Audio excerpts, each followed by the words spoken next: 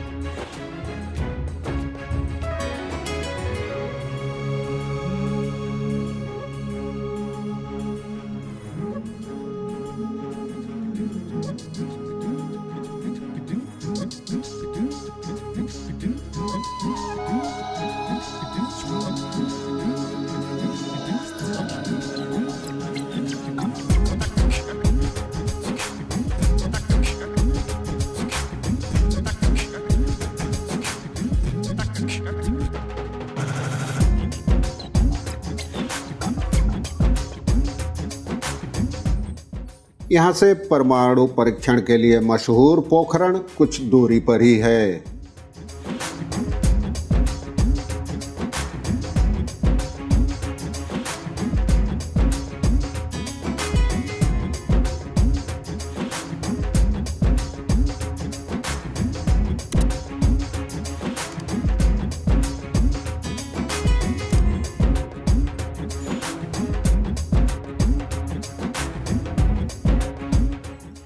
जोधपुर से निकले हमें करीब 2 घंटे हो गए थे। चाय की तलब भी लग रही थी।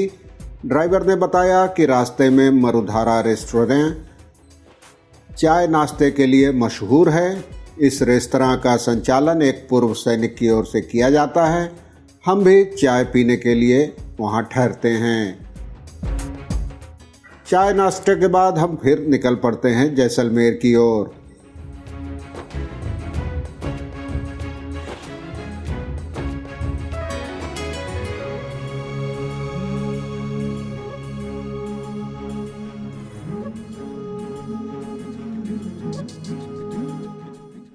जैसलमेर अब नज़दीक आ रहा है। दूर दूर तक रेतीली ज़मीन और छोटे पौधे ही नज़र आ रहे हैं।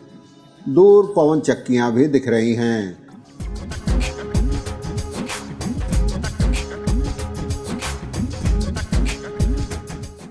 हम जैसलमेर की सीमा में पहुंच गए हैं। दूर पहाड़ी पर बसा जैसलमेर का गोल्डन फोर्ट यानी सोने का किला भी धुंधला सा नज़र आने लगा है।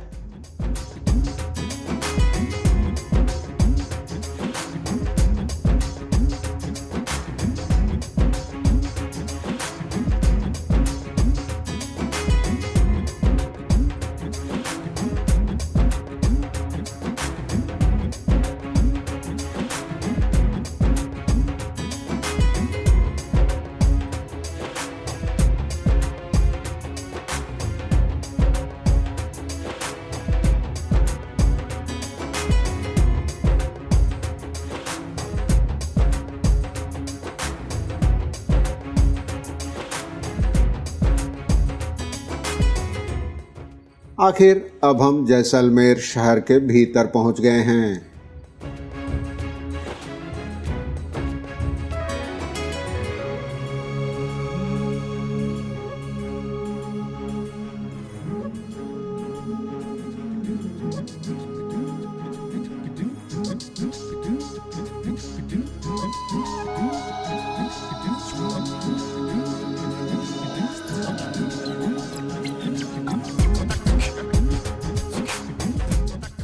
गड़ीसर झील राजस्थान के जैसलमेर शहर के बाहरी इलाके में एक रेगिस्तान के बीचों बीच स्थित है और यह मानव निर्मित झील है।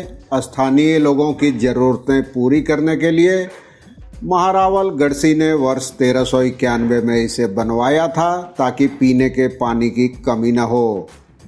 उस समय राजस्थान में सूखे इलाकों में नहरें और सिंचाई प्रणाली नहीं थी। तब राजा रावल जैसल ने अपनी जनता की समस्या को ध्यान में रखते हुए इसे बनवाया था।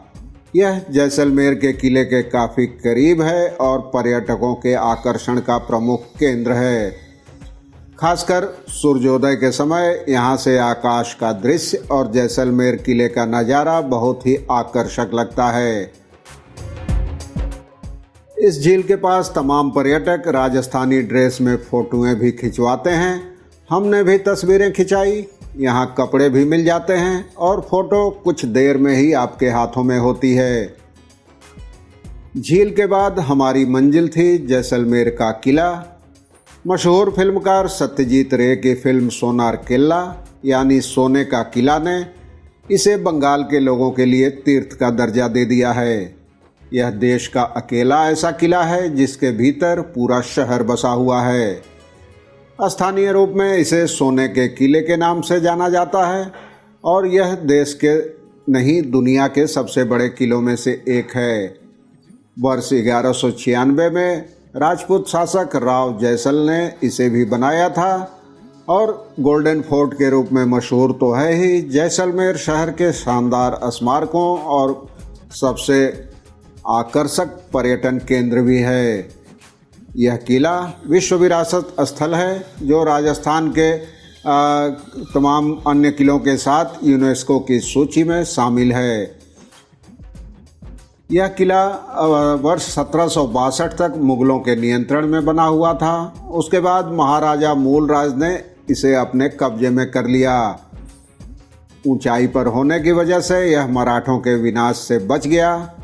12 दिसंबर 1818 को ईस्ट इंडिया कंपनी और मूलराज के बीच हुई संधि में मूलराज को किले का नियंत्रण बरकरार रखने की अनुमति दे दी गई और आक्रमण से सुरक्षा प्रदान की गई।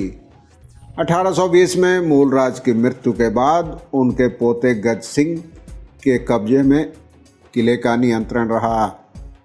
पहाड़ी पर बना करीब जमीन से 250 फीट ऊंचाई पर यह किला 1500 फुट लंबा और 750 फुट चौड़ा है। किले के तहखाने में 15 फीट लंबी दीवार है जिसमें रक्षा की दोहरी रेखा है। किले में 4 प्रवेश द्वार हैं। सूर्यास्त के समय भी यह किला सोने के जैसा सुनहरा चमकता है और इसकी सुंदरता बढ़ जाती है। किले के अंदर कई पतली घुमावदार गलियां हैं और किले को कई हिस्सों में गूंथती है। किले का परिसर इतना विशाल है कि शहर की 1/4 आबादी इस किले के भीतर ही रहती है।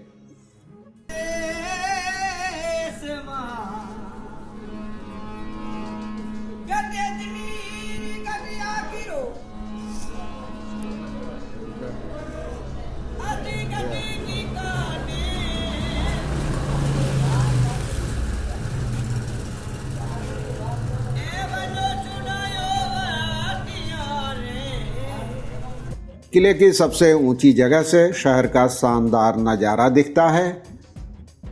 इस किले के भीतर वैसे तो कई शानदार हवेलियां हैं, लेकिन इनमें से 3 ही प्रमुख है। पटुओं की हवेली, दीवान सालिम सिंह की हवेली और दीवान नाथमल की हवेली।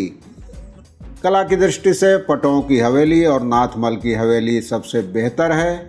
वहीं दीवान सालिम सिंह की हवेली अपनी विशालता और भव्यता के लिए मशहूर है। ये तमाम हवेलियां स्थानीय पीले रेतीले पत्थर से बनी है। इसे घिसने पर यह काफ़ी चिकना और चमकीला हो जाता है और यह हवेलियां नहीं, जीती जागती इतिहास के तौर पर यहाँ खड़ी हैं और उस समय की भव्यता की निशानी हैं। काफ़ी देर तक किले परिसर में घूमने और हवेलियों का इतिहास, इनमें बने संग्रहालय को देखने के बाद हम निकल पड़े अधूरे मन से किले से बाहर। अब हमारी अगली मंजिल है कुलधरा, जिसका इतिहास बेहद दिलचस्प है। अगली कड़ी में देखें कुलधरा का इतिहास और भूगोल और आखिर क्यों रातों रात वीरान हो गया यह गांव।